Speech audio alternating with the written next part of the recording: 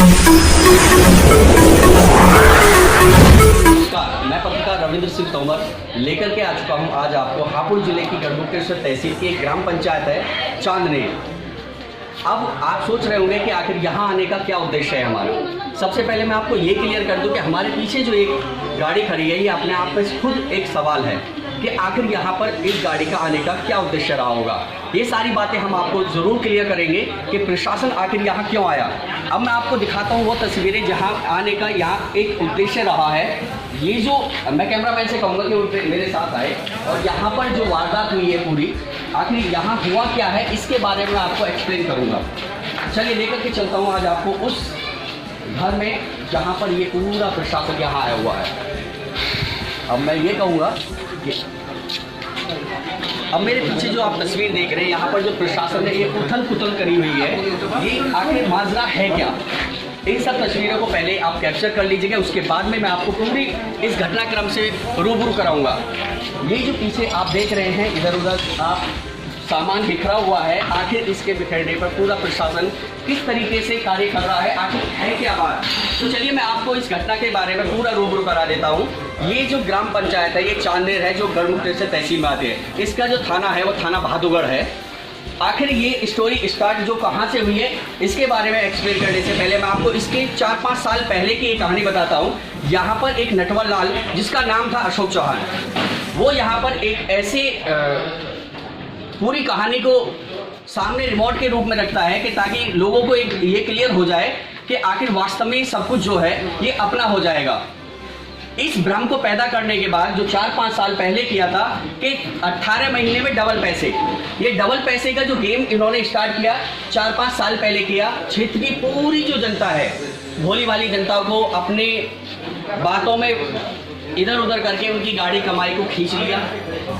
5-6 साल 2-3 साल तो ये कार्यक्रम जो था वो ठीक ठाक चला, लेकिन इसके बीच एक बात ये दिलचस्प रही कि आखिर जब ये सारा काम ठीक ठाक चला तो फिर पैसा गया कहाँ। पैसा सबके पास होना चाहिए था, लेकिन यहाँ पर ये जो बात थी वो ये थी कि यहाँ पर जैसे ही डबल होने का नंबर आता था वो लोगों को एक ऐसे जाल में फंसा देता था कि आखिर आप इस पैसे का करोगे क्या। मान लिया आपके 5 लाख रुपए हैं तो वो आपको 1 लाख रुपए दे देता था और 4 लाख अपने पास रख लेता था। ये पूरी घटना इस तरीके से चलती रही। अब किसी को क्या मालूम था कि अचानक में पूरा देश बंद हो जाएगा। पूरा देश पिछली साल आपने देखा होगा मार्च के महीने में अचानक में एक कोविड-19 जिसे हमने कोरोना कहा, ये एक ऐसी महामारी आ गई जिसके चलते पूरा देश हमारा उथल पुथल हो गया, पूरी अर्थव्यवस्था डगमगा गई। अब ऐसे में जो लेन देन होना था वो सब ठप हो गया, सब कामकाज ठप हो गया। अब लोगों ने इधर उधर जो अपने पैसे आने थे, क्योंकि ब्याज का पैसा तो सबको चाहिए, लालच बुरी बला है ये सब जानते हैं। अब किसी को ये नहीं मालूम था कि उनकी पूरी गाड़ी कमाई एकदम गायब हो जाएगी। धीरे धीरे जैसे मार्च के महीने से जून आया, सबका पैसा थोड़ा बहुत करके दिया गया। अब यहाँ पर जैसे ही जून आ जाता है सबको दिखने लगा कि 2-3 महीने का मामला है, सब हो जाएगा सेटल, लेकिन किसी को ये मालूम नहीं था कि कोरोना भी नहीं जाने वाला है। अब यहाँ से कहानी थोड़ा सा मोड़ ले लेती है और जून के महीने से वो नटवर लाल अचानक में गायब हो जाते हैं। अब गायब होने के बाद में यहाँ की जो जनता है जिसको ये था कि उनका पैसा मिलेगा, वो सब एकदम दिल थाम करके बैठ गए कि अब क्या होगा, क्योंकि यहाँ पर खुद व्यक्ति अपना ही नहीं गिरा है, उसने अपने रिश्तेदारों, अपने मिलने वालों सभी का पैसा यहाँ लगवा दिया। ऐसा बताया जा रहा है कि 5 से 6 हजार करोड़ रुपए यहाँ पर इसका इतना बड़ा घोटाला हुआ है।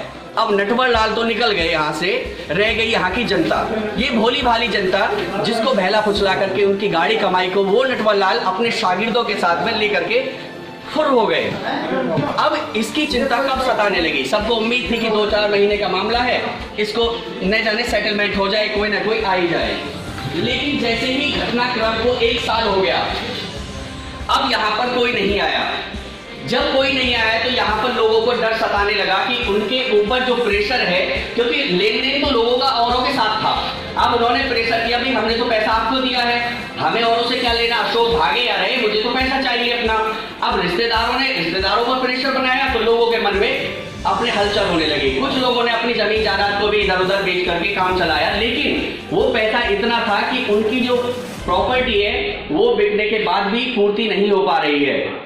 अब ऐसे में प्रशासन से कुछ लोगों ने शिकायतें भी की कि साहब हमारा पैसा अचानक में गायब हो गया है। लेकिन जो पैसा गया था वो दो तरीके से गया था। पहला ये तरीका था कि कुछ बुद्धिजीवी लोगों ने तो ऑनलाइन ट्रांजैक्शन की जिससे उनके पास कोई सबूत रह जाए।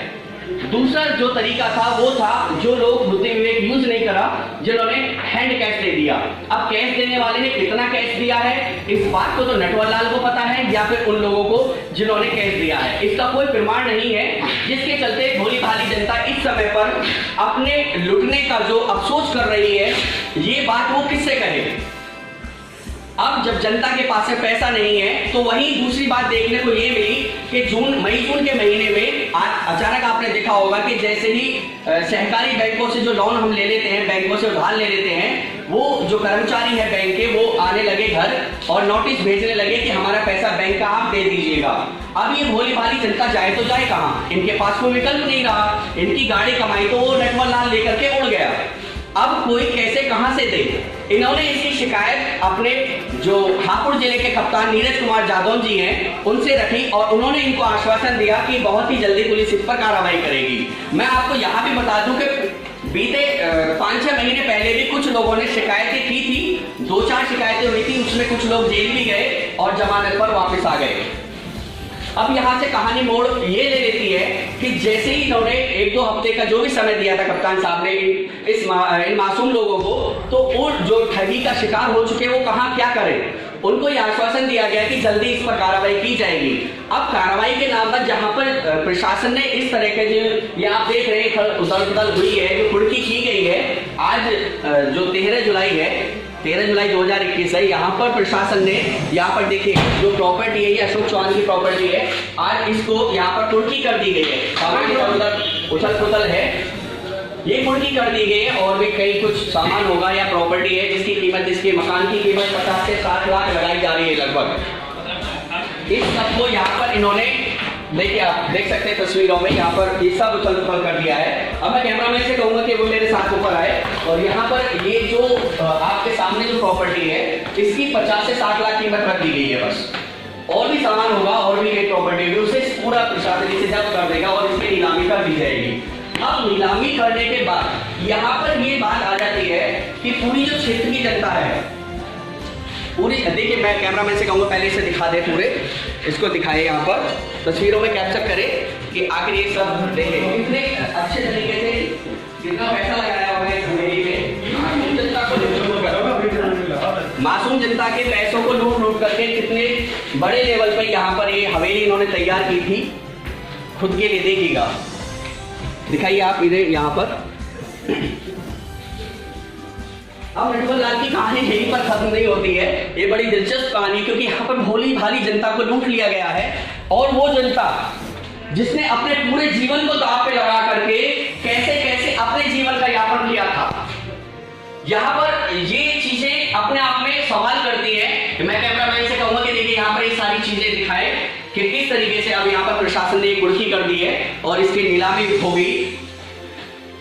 तो अब यहाँ पर एक सवाल ये दिलचस्प जहन में भी आ रहा है मेरे, मैं यहाँ पे ये बताना चाहूंगा कि देखिए जिस तरीके से यहाँ पर कुर्की या नीलामी जो भी हो रहा है, ये पूरी, इससे क्या जनता की भरपाई हो पाएगी? कितने की प्रॉपर्टी मानकर चल रहे हैं, जबकि ये घोटाला जो नटवर लाल ने किया है लगभग 5000 से 6000 करोड़ का बताया जा रहा है। कितने करोड़ की प्रॉपर्टी है जिसको लेकर के हम लोग कह सकते हैं। देखिए यहाँ पर दिखाए पूरा प्रशासन हमारा बैठा हुआ है। ये जो प्रॉपर्टी है इसको लगभग मेरे ख्याल से 5-6 हजार करोड़ की प्रॉपर्टी बताई जा रही है, जो पूरा धोखाधड़ी करी गई है और यहाँ पर 50 से 60 लाख इसकी कीमत लगाई जा रही है। अब देखने वाली बात ये होगी कि जो भोली भाली जनता को लूटा गया है इस क्षेत्र की को, क्या इससे भरपाई हो पाएगी? कैमरामैन नीरज के साथ मैं रविंद्र सिंह तोमर।